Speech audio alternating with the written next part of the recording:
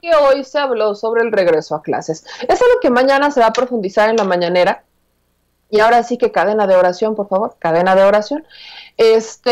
Inician hablando sobre el regreso a clases. La maestra Delfina Gómez dice, bueno, no es que no es un regreso a clases, porque nunca se pararon las clases, pero sí es para regresar a las aulas con todas las precauciones que se han aprendido. Delfina Gómez decía que no hubo contagios desde que se regresó a clases, pero en la Ciudad de México sí hubo muy pocos, sí hubo muy poquitos contagios. Y aquí hay dos puntos. Uno, efectivamente, los niños hoy le pueden preguntar a un niño que qué onda, que si quiere regresar a clases, si el niño quiere regresar a la escuela, porque hasta el queque de la casa. Están hasta el queque de estar encerrados. Muchas veces los papás no tienen la paciencia o muchos de ellos trabajan y no tienen tiempo para estar con los hijos y demás. Y esto terminó exhibiendo una realidad.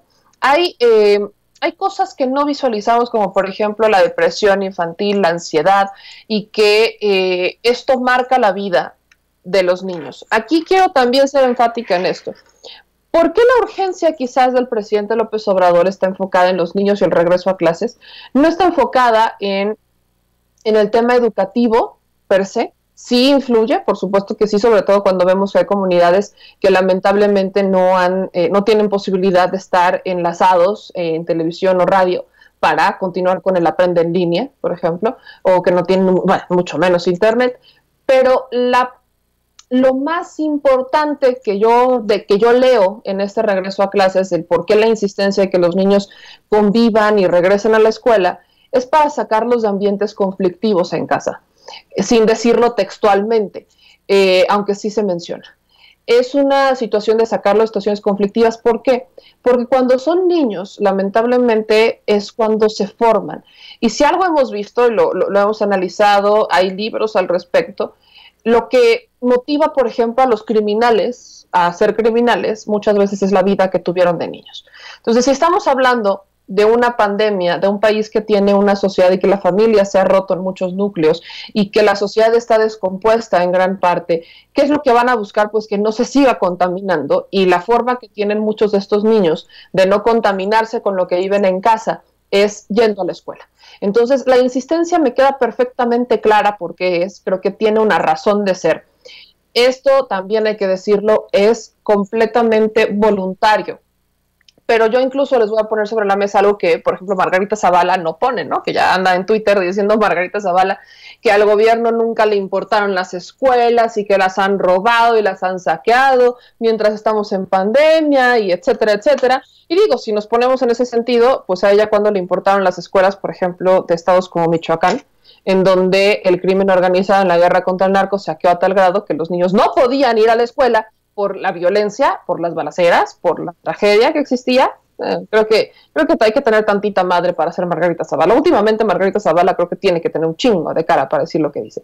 Pero regresando a lo importante, para no ser como ellos, es justamente esta la estrategia que el presidente ha apostado por buscar, que es una estrategia a largo plazo. Y aquí, por ejemplo, los padres que no quieren o que han decidido que no regresen sus hijos a la escuela, muchos de ellos son padres que tienen un poco más de tiempo para estar con sus hijos, que les preocupan sus hijos y que están ahí como pendientes y que por si sí o por si no, pues mejor no los llevo. Pero el caso de aquellos que los padres, que de verdad no le interesan sus hijos, ¿ustedes creen que se van a oponer? Y son justamente esos niños los que más necesitarían regresar a clases para salir de un ambiente tóxico que viven en casa. Entonces, yo sí quería dejar esto sobre la mesa, porque es una decisión voluntaria, es una decisión que hay que tomar todas las precauciones, por supuesto, si ustedes lo deciden así, y que hay que ser solidarios, no porque a nosotros, no porque no sea nuestra situación, no será la de los demás. Pero también hay que tener otra cosa bien importante. No podemos relajar las medidas. Por mucho que ya haya un sector vacunado, por mucho que lo que ustedes quieran, no podemos relajar las medidas. No podemos hacerlo. Porque al regresar a clases se incrementa la movilidad. Y al regresar a clases, incrementar la movilidad, el virus sigue en tránsito, el virus se sigue moviendo, y de ahí es donde las personas que no tienen las precauciones necesarias o que están más vulnerables se contagian. Por eso es también la importancia de vacunarse, porque al final se ha dicho que al menos el 80% de la población va a tener contacto con el virus y podría enfermarse, algunos asintomáticos, otros con síntomas, pero creo que aquí sí tenemos que dejar claro que esto es una situación completamente voluntaria, no pensemos que se está obligando, no va por ahí, solamente quería dejar esto sobre la mesa, porque lamentablemente hay quienes no terminan de entender la necesidad y no ponen quizás todo sobre la mesa o no ponen todas las necesidades reales del por qué regresar, porque es importante para algunas personas regresar a clases. Y a propósito también justamente de eso, hoy estuvo el Consejo Nacional de Fomento Educativo, Gabriel Cámara y Cervera, donde también informó que lo que está haciendo el sistema educativo para atender la educación en las comunidades apartadas y de pocos habitantes. Esto creo que es importante porque en administraciones pasadas, me retomo a la de Enrique Peña Nieto, que es lo mismo la de Calderón Paya, se buscaba fomentar un programa para que las aulas fueran digitales. Entonces querían ponerles pizarrones digitales, pizarrones inteligentes, y no había aulas. Yo siempre me quejé de ese plan educativo porque, aunque la reforma educativa en realidad era más como una reforma laboral, lo que hoy, lo que se buscaba con esa reforma era que se digitalizaran las aulas, pero bueno, uno decía, ajá, ¿qué vas a digitalizar? ¿El árbol?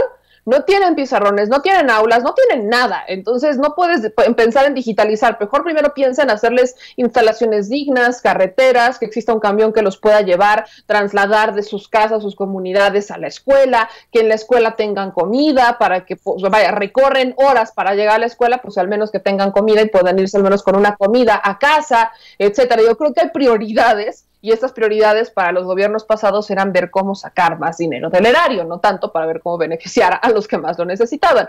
Entonces, cuando hablamos de qué se está haciendo ahora para fomentar la educación en los que más lo necesitan, las comunidades más apartadas y que tienen pocos habitantes, Gabriel Cámara decía que hay jóvenes voluntarios que trabajan en estas comunidades llevando lo mejor de la educación básica a estas pequeñas comunidades, y que la gran ventaja que tenía el programa es que descansaba en la comunidad, porque existe un problema incluso de confianza de la persona, el instructor que va a ir a dar el curso, que va a ir a apoyar, pues quién es, de dónde viene, qué hace, qué no hace, como que hay desconfianza, es natural, hay desconfianza en algunos sectores, sobre todo cuando hablamos de indígenas, por ejemplo, la desconfianza es tal, pero lo que se busca es que esto descanse en la propia organización, en la comunidad, para que se fomenten la educación a través de ellos. Creo que hay que seguirlo visibilizando.